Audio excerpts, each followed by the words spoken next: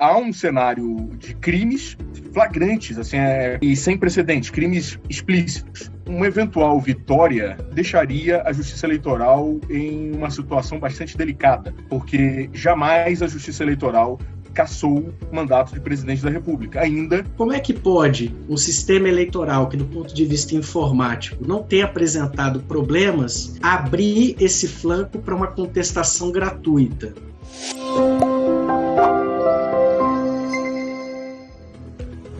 Olá, sejam bem-vindos ao 5º podcast Ideia Brasil. Esse episódio é a hora da gente falar sobre justiça eleitoral. Nós temos conosco o Vitor Chaves, que é procurador federal, foi secretário executivo e ministro-chefe interino da Secretaria de Assuntos Estratégicos, além de procurador-chefe do DINIT, do ICMBio e professor da FMG. Boa tarde, doutor Vitor. Boa tarde, Eric. Boa tarde, Daniel. E boa tarde a todos que nos acompanham ou nos acompanharão em breve. E conosco também o Daniel Villanova, que já atuou no Supremo Tribunal Federal, no Conselho Nacional de Justiça, no Ministério de Assuntos Estratégicos e no Ministério da Justiça. Ele é advogado, é doutor em Ciência Política pela Universidade Federal Fluminense. Boa tarde, doutor Daniel. Boa tarde, Eric. Tudo bem com você? É um prazer estar aqui junto com o Vitor, viu? Uma grande satisfação. Prazer é meu, junto com esses dois currículos gigantescos que eu falei aqui agora. Eu sou Eric Andriolo e eu vou moderar essa nossa conversa sobre justiça eleitoral. E a primeira coisa que eu gostaria de perguntar, a justiça eleitoral está preparada para essas eleições? Com todos os rumores de tentativa de questionar o resultado das urnas, algumas pessoas falam em possibilidade de golpe, que houve principalmente no 7 de setembro, ou de levante, ou de alguma coisa assim, vem esse reforço, né, de que talvez vai se dizer que tem uma fraude. Nos Estados Unidos, o Donald Trump fez isso, né, e as pessoas apontam paralelos. Então, nesse sentido, tem como ou a justiça eleitoral, ou a justiça no sentido mais amplo, ou o Estado brasileiro, ou as forças políticas relevantes estarem preparadas para esse tipo de contestação, que é uma contestação da legitimidade, né? Não só da parte técnica do processo? Eu acredito que sim, até mesmo porque nós estamos falando de uma justiça especializada, com décadas e mais décadas de experiência, e com experiência muito marcante na utilização das urnas eletrônicas. As urnas eletrônicas, elas são utilizadas integralmente no processo eleitoral brasileiro há 20 anos, há mais de 20 anos. Isso é uma geração, praticamente, e sem qualquer intercorrência significativa. O padrão eleitoral brasileiro da administração da justiça eleitoral é, inclusive, considerado um caso de sucesso no mundo, né? E a gente está falando de um país que é considerado uma das maiores democracias no sentido quantitativo também. Então, são vários ciclos eleitorais que nós observamos aí, não só a confiabilidade dos resultados, mas também uma celeridade que não encontra par, né, com nenhuma outra democracia ocidental contemporânea. Eu acho que cabe aqui fazer uma crítica. Eu acredito que quando, em 2019, houve o convite às Forças Armadas para participar desse processo de fiscalização e auditoria do processo eleitoral, eu acho que houve um equívoco político e tático e jurídico. Esse equívoco jurídico está porque todo órgão brasileiro, toda entidade pública, por força constitucional, ela deve obedecer o princípio da legalidade. Então, é necessário que haja uma lei que discipline as competências específicas daquele órgão para que ele possa atuar, sob pena de arbítrio. E no caso das Forças Armadas e do Ministério da Defesa, não há essa competência legal para fiscalização e auditoria do processo eleitoral, nem algo correlato. O único papel das Forças Armadas no processo eleitoral, isso está presente no Código Eleitoral e também na Lei Complementar 97, que dispõe sobre a utilização das Forças Armadas, é o auxílio das Forças Armadas quando requisitado pelo TSE no que se refere à logística e à segurança.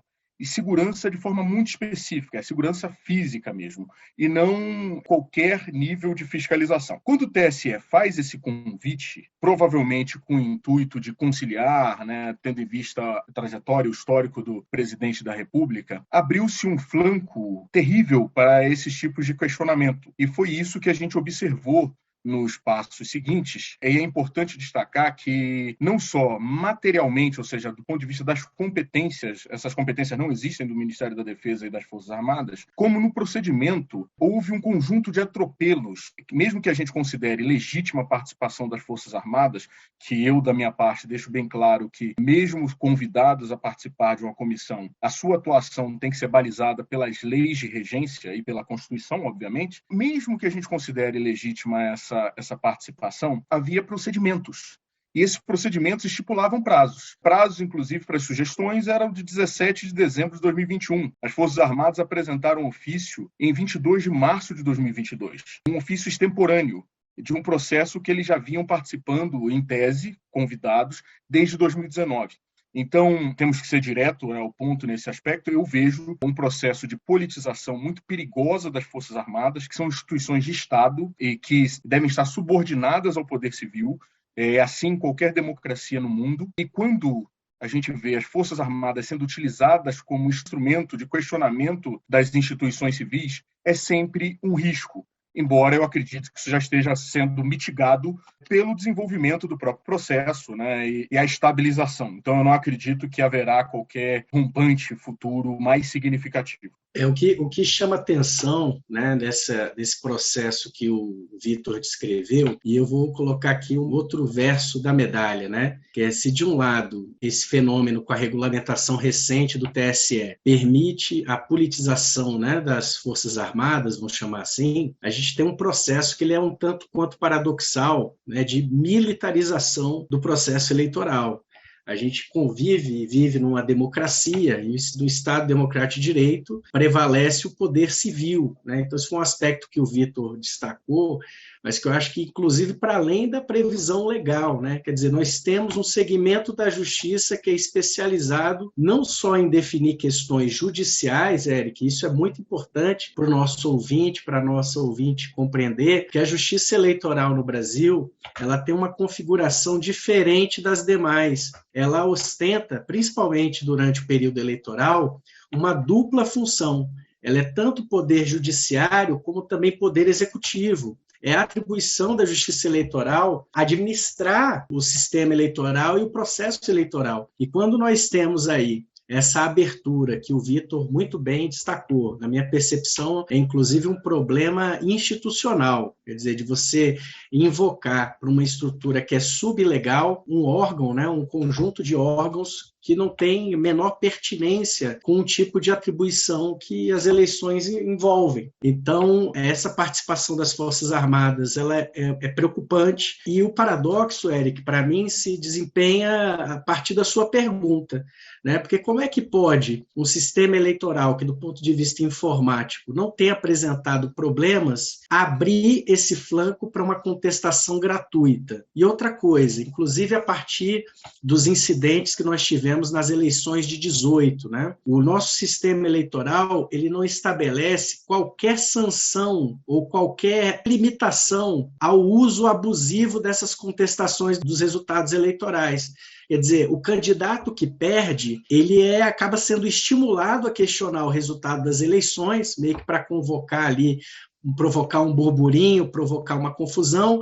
Isso não gera qualquer punição em si, né? E o próprio caso das últimas eleições presidenciais foi bastante emblemático, porque nós tivemos a contestação, a recontagem, uma decisão da Justiça Eleitoral dizendo que o resultado era aquele mesmo, e a chapa, a coligação que contestou, não sofreu qualquer restrição, qualquer limitação, até a título de boa-fé ou má-fé dessa contestação. Então, esse é um tema que envolve as fake news, né? Porque é não só a lisura do procedimento, mas as narrativas que se produzem a partir do momento que esse sistema eleitoral começa a funcionar. E aí, sobre as fake news, aproveitando, que é um tema que já me interessa pessoalmente muito, até porque é um tema que eu pesquiso também, a gente tem uma série de movimentações para tentar lidar com esse fenômeno, né? Então, teve atuação nas últimas 2 eleições, mais ou menos, né? Geral, né, e municipal, a gente teve críticas a uma atuação que foi considerada insuficiente para combater as redes de desinformação, questões, porque são redes organizadas, né? São redes muito, muito organizadas. Tem um projeto, um PL, na verdade, um projeto de lei de fake news, que está em tramitação. Tentaram dar regime de urgência para ele no Senado, mas não deu certo. E pode ser uma inovação interessante, mas ainda não se concretizou. E o TSE lançou uma página de checagem de fatos, que é uma iniciativa que tem se provado bem-sucedida parcialmente, né, por parte de jornalistas, né? E o ministro Alexandre de Moraes, que é vítima de campanhas de desinformação pessoalmente, né, é agora o presidente do TSE, né? Assumiu a posse, inclusive foi bastante noticiado essa posse dele, ele fez discurso e tudo. Eu queria falar um pouco, então, sobre essa questão, porque talvez seja menos relevante a realidade da lisura das eleições, né? Se a população passar a acreditar que elas são ilegítimas, né? Que elas são fraudulentas. Então, como é que é possível a Justiça Eleitoral, o TSE, as pessoas envolvidas, lidarem com isso, né? Com esse desafio? Existe alguma coisa sendo feita para isso? Quais são as iniciativas, né? Quais são as possibilidades? Se observarmos este último ano, né, nós vemos uma preocupação, de fato, central do Tribunal Superior Eleitoral e também do Supremo Tribunal Federal com o tema.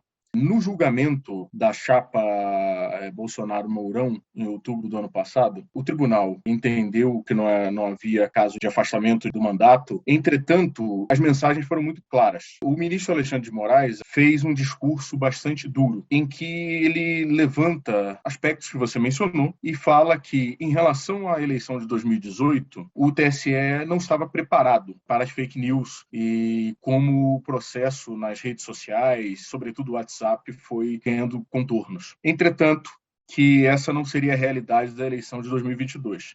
Enfaticamente disse que aqueles que apostassem nesse mecanismo seriam punidos, né? E esse discurso ele foi reafirmado em pelo menos mais 2 oportunidades públicas pelo ministro Alexandre de Moraes, e também em outubro o TSE julgou o caso do deputado Fernando Francischini, do Paraná, em que entendeu que meios de comunicação, conforme previsto na legislação eleitoral, na lei das eleições, no contexto atual, teria que ser lido de uma forma mais ampla, de forma a abarcar redes sociais e toda a comunicação via internet.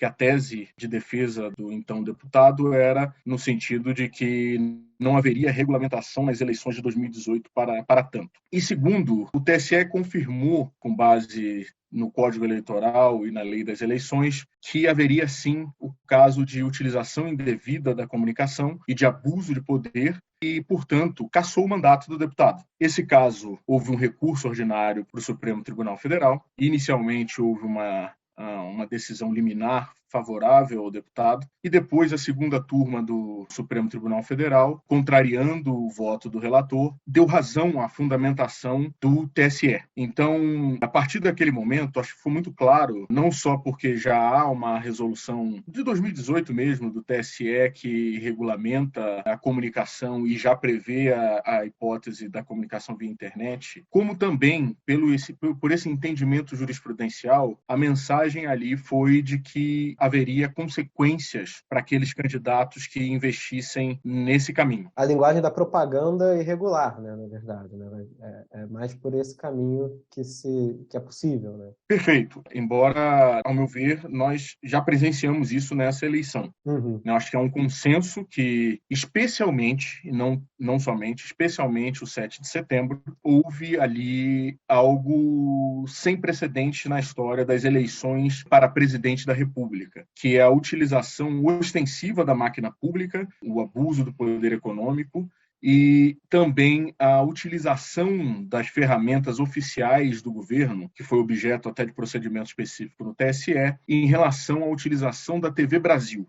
Então, a TV Brasil acabou transmitindo todo aquele evento com cara, com cheiro, com tudo de um evento de campanha e não como um evento cívico. O TSE, entretanto, tem procedimentos. Em princípio, é um procedimento que não... O ideal seria nós pensarmos em medidas, de fato, céleres, que evitassem ultrapassar o período eleitoral. Mas, historicamente, isso a gente não consegue observar. Então, esses processos eles acabam demorando um tempinho. Eu diria que o tema das fake news, embora ele se apresente, né, de maneira uma grande inovação, né, apesar da discussão já ter alguns anos, né, pós-verdade e tudo mais, esse fenômeno, ele historicamente, né, até no Ocidente, ele não é novo. Qual que é o desafio da justiça eleitoral em realmente comprovar se ela está preparada ou não a partir do momento que essas situações de fake news aparecerem? Então, o primeiro elemento é um elemento, inclusive, reputacional, né? A gente percebe que nas mídias sociais, nas redes sociais, houve uma espécie de dessacralização, não só da justiça eleitoral, mas das instituições judiciárias no Brasil. A boataria, a memerização, né? Quer dizer, os próprios ministros vão se tornando personagens, vão se tornando vítimas, né? Ou são colocados em contextos de chacota. Isso representa o quanto que um espaço que antes era, inclusive, encarado como um espaço de autoridade, inclusive por meio do humor, né? Então, aqui eu faço até uma referência, um estudo clássico da historiografia do Robert Darnton, né? Dos dentes falsos, né? Do George Washington, né? Mas também outros estudos com relação ao período iluminista, né? Em que o rei da França foi perdendo a sua autoridade já pela boataria. Então, esse, para mim, me parece um fenômeno com o qual eu não sei se a justiça eleitoral está bem preparada para produzir uma campanha reputacional que resguarde a sua própria autoridade. Então, ela vai ter que se impor pela jurisdição que realmente conseguir produzir nessas eleições. O segundo ponto que me parece muito, muito importante é esse aspecto da jurisprudência recente do TSE e do Supremo. A forma pela qual a justiça eleitoral, em sentido amplo no Brasil, enquadrou o problema das fake news foi mais de direcionar para ilícitos da propaganda do que propriamente a produção de conteúdo falso, em qualquer período que fosse. E qual que é a dificuldade que isso nos traz? Isso nos traz uma dificuldade porque o calendário eleitoral desse ano de 2022, e a gente precisa dizer isso também, para além desses abusos que foram cometidos aí no 7 de setembro, a gente teve uma certa ingenuidade institucional das instituições da justiça eleitoral brasileira, no sentido de justamente nesse ano de 2022,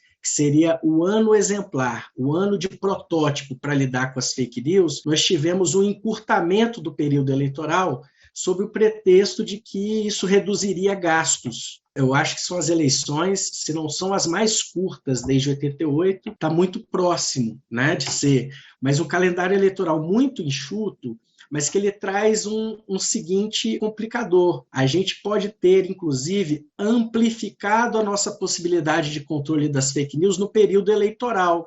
Mas se eu reduzo esse período eleitoral, eu aumento o poder de barganha para quem não está comprometido com a pauta de produção de conteúdos que sejam confiáveis, transparentes e que possam ser verificados. Porque elas acontecem fora do período eleitoral, né? Muito. Exatamente. Exemplificando, né, esse argumento, temos a situação do evento do presidente da República com os embaixadores, que foi imediatamente antes do período de registro das chapas presidenciais. Aquele evento, se realizado posteriormente, não haveria dúvidas sobre o enquadramento dele como um ilícito eleitoral. Há quem diga, inclusive, que mesmo antes, naquele formato, estamos diante de um ilícito eleitoral. Agora, indo ao encontro também da fala do Daniel no que se refere à necessidade da justiça eleitoral também, garantir essa imagem, não apenas ter a estrutura, ter um êxito, que é óbvio, né?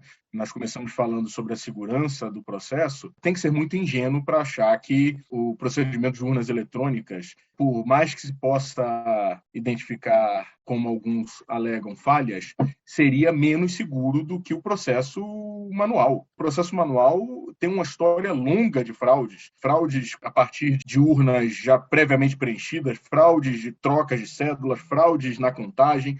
São fraudes tamanhas e inúmeras que é até constrangedora essa comparação. Só para ilustrar para o nosso espectador, que tem um caso que particularmente para mim ilustra isso muito bem, que foi logo antes da Revolução de 30, né? Porque era uma disputa sobre as eleições. Exato. O lado que ganhou, o argumento era de que roubou muito, foi muito fraudado, né? Mas o lado que perdeu e depois apelou para a revolta, né, também fraudou muito, né? Os dois lados fraudaram muito. Ganhou quem fraudou mais, talvez. A gente não tem nem como saber qual foi o resultado verdadeiro da eleição, E né? talvez quem tinha máquina, que naquele momento era a situação, né, que venceu. Mas interessante esse exemplo, para a gente marcar que, na verdade, a gente está em outros tempos, em outro padrão de segurança. Sim. Entretanto, é de fato a percepção nesse caso, e não necessariamente a verdade, é o que às vezes prevalece numa democracia, porque as pessoas de fato têm que estar convencidas disso. Hoje a maioria da população brasileira está convencida, mas ainda há uma parte resistente, capaz de fazer um nível de barulho em torno disso. E acho que o TSE, por sua morosidade nesse processo, acaba contribuindo. Nesse caso desta eleição, como o Daniel mencionou, o período curto de campanha e esse cenário, né, completamente atípico que nós vivenciamos, né, que é a eleição que conta com um presidente buscando ser reeleito, um presidente que, ao seu termo, é popular, contra um ex-presidente também muito popular, algo inédito na história do Brasil. Nós vemos um duelo de rejeições e um antagonismo muito forte e a utilização da máquina pública como nunca antes. A aposta política do TSE, e aí eu acho que isso pode gerar algum nível de problema num cenário pouco provável, mas não impossível, que é, eventualmente, de vitória do atual presidente da República. Porque há um cenário de crimes flagrantes, assim, qualquer estudioso da matéria, ou mesmo qualquer pessoa que acompanha bem as eleições, sabe que houve crimes, e sem precedentes, crimes explícitos. E como a gente não consegue reagir a tempo, que é no momento da cassação do registro, ou seja, antes da eleição, uma eventual vitória deixaria a Justiça Eleitoral em uma situação bastante delicada, porque jamais a Justiça Eleitoral cassou o mandato de presidente da República, ainda que tenha observado níveis de irregularidade. A Justiça Eleitoral há precedentes sólidos em relação a prefeitos, há precedentes em relação até mesmo a governadores, mas não em relação ao presidente da República. A legitimidade desse processo de mobilização de todo o aparato estatal do Brasil e de campanhas que pegam todos os municípios e mobilizam candidatos, e mobilizam movimentos, e no final se elege um governo, né? Que juiz que vai se sentir seguro para tirar isso, uma coisa que está mobilizando 50, 60 milhões de pessoas em favor de um governo, né? É difícil. A situação que a gente deve verificar com o resultado que for declarado, né, agora em outubro, é bastante similar à situação da inovação do VAR, e que você vai ter um resultado, uma contestação e a necessidade ou não de confirmação. Então, esse suspense, mais ou menos a sensação é essa, de você ter um resultado, mas para conseguir ou não garantir esse resultado, teremos de ter uma confirmação pelo âmbito institucional. A gente está vivendo um ano em que, para além dessa estratégia, que não me pareceu muito eficiente, né, do TSE, no sentido de reduzir o período eleitoral e desses descalabros, né, que quem está no poder, quem está incumbente, passa a ser incentivado, né, a poder adotar medidas de governo, inclusive com caráter propagandístico, né? Nós estamos vivendo um ano também de muita instabilidade institucional. E eu digo isso não por uma questão de crônica política, nada disso. O ano de 2022 é o ano da história da Constituição de 88, em que a Constituição foi mais emendada na história dessa Constituição. São 11 emendas constitucionais. E muitas delas, eu vou destacar uma, que é chamada PEC Kamikaze, ela altera de maneira significativa os potenciais de eleição, principalmente de quem está no poder, de quem está na condição de incumbente, porque você oferece, por meio de emenda constitucional, benefícios que, se fossem garantidos por meio de lei, eles seriam certamente questionados, né? E o problema, mais uma vez, esse era o terceiro ponto, que é, apesar da Justiça Eleitoral ter todo esse histórico, né, de conseguir entregar o resultado, a gente sempre teve um elo fraco, que é a ideia de anualidade eleitoral. A história, desde que a lei das eleições foi aprovada, ainda na década de 90, nós tivemos uma série de puxadinhos legislativos para alterar as eleições seguintes. Então, o que acontecia era, próximo das eleições, o Congresso Nacional modificava as regras, o judiciário percebia que havia um movimento de que a modificação daquelas regras alterassem a próxima eleição, a eleição imediata, e a estratégia da jurisdição eleitoral no Brasil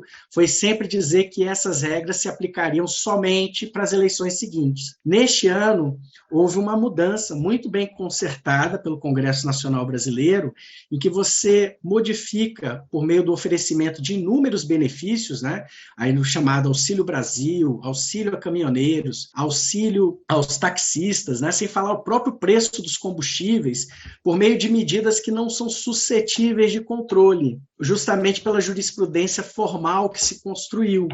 Então, isso deixa o nosso sistema de justiça eleitoral um tanto quanto refém desse formato, que é um formato de exceção eleitoral. A gente está tendo uma modelagem, uma mudança das regras muito próxima ao jogo eleitoral. Então, isso é muito preocupante.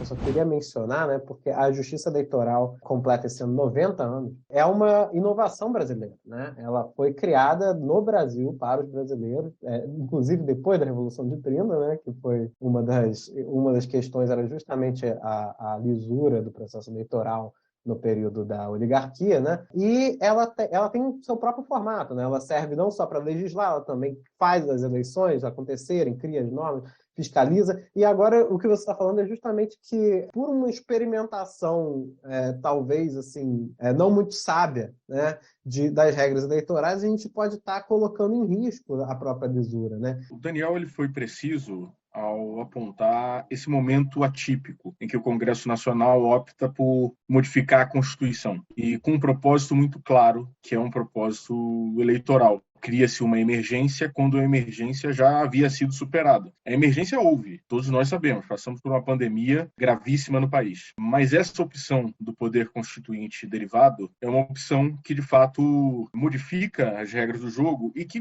coloca o Supremo Tribunal Federal, o TSE, em uma situação delicada, né? Porque contraria a própria jurisprudência dessas cortes. Então, essa inovação no processo eleitoral ela foi muito negativa, vamos dizer assim, essas alterações constitucionais, e também, seguindo a linha do Daniel, foi péssima essa redução do processo eleitoral. Num momento como este no Brasil, o Brasil precisa ser discutido. Eu acho que esse, inclusive, é o principal intuito do Instituto. E quando a gente reduz o processo eleitoral, uma corrida, né, ali de tiro curto, há menos espaço para esse processo, para a discussão programática, para a discussão que deveria ser a discussão guia, né, do país, que é a discussão sobre o futuro. Então, também é um ponto negativo da justiça eleitoral. Do ponto de vista positivo, eu acho que houve avanços na regulamentação, né, do ponto de vista da justiça eleitoral como administradora, né, das eleições no Brasil, no que se refere a fake news. Houve todo um trabalho com as plataformas digitais, né, para se tornar menos abusiva a utilização. Então, hoje, mecanismos como utilizados em 2018 foram mitigados, não significa que eles sejam inexistentes, como, por exemplo, no WhatsApp, os disparos em massa, tal, tudo isso houve um mínimo de controle. Plataformas como o YouTube retirando do ar vídeos e que tratavam de matérias fraudulentas e fake news. Então, esse é o aspecto positivo. Claro que tem muito a avançar nesse tema, mas eu acho que foi dado um passo importante. Eu também concordo com o Vitor que, comparativamente às últimas eleições, né, na verdade, a gente já teve um tubo de ensaio com relação às fake news já nas últimas eleições municipais, né? Então, como a carga política em relação a prefeituras e a vereadores ela é um pouco menor, né, em termos de representatividade nacional, a gente observou a justiça eleitoral um pouco mais à vontade para poder atuar, limitar e restringir essas situações, né? A primeira dúvida que eu coloco com relação ao momento atual, Eric, com relação ao regramento das fake news, é se esse esse mesmo ímpeto, se essa mesma coragem vai acontecer para esses cargos que são mais expressivos, ou se a gente vai ter uma mitigação em razão do resultado. A segunda coisa que me parece muito importante é a ideia de anualidade eleitoral, que, a meu ver, é o artigo 16 da Constituição, né, talvez tenha sido aí o dispositivo mais violado esse ano, porque a ideia da anualidade eleitoral é que você tenha uma paridade de regras com relação às normas que regulam não só o pleito eleitoral no sentido estrito, mas a tudo aquilo que interfira no jogo democrático das eleições. E aí, Eric, em matéria de regulamentação das fake news, eu acho que uma boa inovação que nós poderíamos adotar seria o de desvincular o fenômeno das fake news ao fenômeno das campanhas e das candidaturas. A gente poderia ter um sistema de contencioso ou de contestação que, pelo menos no período de 1 ano que antecede as eleições, e aí a gente sequer precisaria relacionar esse controle à condição de candidato ou de candidata. Afinal de contas, fake news é uma questão que envolve toda a cidadania. Então, quem quer que veicule uma matéria, né, com caráter doloso, né, e com influência, com o objetivo de causar desinformação ou informações equivocadas, que houvesse uma possibilidade de contestação dessa figura, e isso, inclusive, pudesse ser questionado a título de inelegibilidade. E aqui eu sequer estou falando de questão de ficha limpa, não. É dizer, olha, você sabe jogar as regras do jogo de uma candidatura? No sentido de se comunicar, adotar uma postura comunicativa que seja transparente. Então, essa me parece que seria uma inovação interessante, a gente ter uma espécie de atravessamento para o período que não fosse apenas o eleitoral e de propaganda, para o controle, uma tentativa de, pelo menos, de observação das fake news. Agora, em termos de dificuldades que a gente ainda observa, eu vou encerrar com uma preocupação que o Vitor colocou lá no início, que é essa do entrelaçamento das instituições da justiça eleitoral com as Forças Armadas. Isso realmente é uma coisa bastante complicada. Nem a justiça militar brasileira ela tem o nível de entrelaçamento que hoje a justiça eleitoral tem permitido às Forças Armadas. Então, isso justamente no período de contestação, de crise institucional, me parece que é um grande desafio. A gente precisa ter uma blindagem, ou pelo menos uma separação, porque, afinal de contas, a matéria eleitoral é uma discussão para tempos de paz e não de guerra. E a sensação que a gente tem é que as coisas estão aí misturadas, confusas. E com isso, infelizmente, eu preciso encerrar a conversa. Com isso, eu me despeço. Muito obrigado, Vitor Chaves, Daniel Villanova, por estarem aqui, terem essa conversa com a gente diante do nosso público. Obrigado, Eric. Obrigado, Daniel. Até mais. Grande abraço. Até mais.